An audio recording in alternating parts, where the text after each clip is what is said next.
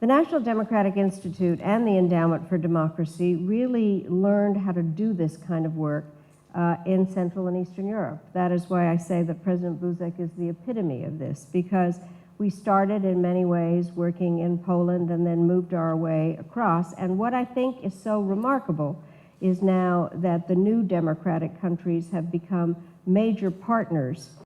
We remember very well the Marshall Plan. We remember very well dismantling the Iron Curtain. And the presence of Americans is absolutely crucial.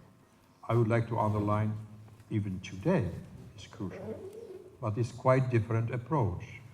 This set of meetings in Brussels really produced genuine discussions back and forth between Europeans and Americans, and we found that, again, we actually have far more in common than we do that separates us, and I think it's at a critical time because with all the changes taking place in North Africa, plus the challenges to democracy in other parts of the world, cooperation between the United States and Europe on the promotion and support of democracy is more important than ever.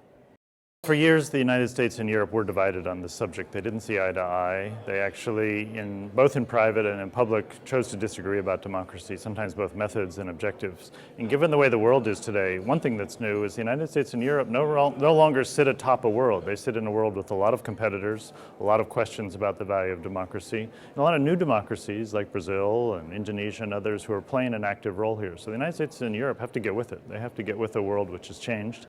If you take the case of people who were in the forefront of change in the Middle East and Africa, is that they knew what they didn't want. They've taken the first step, and they have rid themselves, or are on the way to ridding themselves of what they don't want. The question is, what do they want? And that's no longer theoretical. That's very practical. What can be done now? And that, I think, is where the advice of people who have been through processes like this before, or who have worked with democratic institutions, can be quite useful. There is a general agreement on approaches and a nice symmetry between what the U.S. and the EU are doing.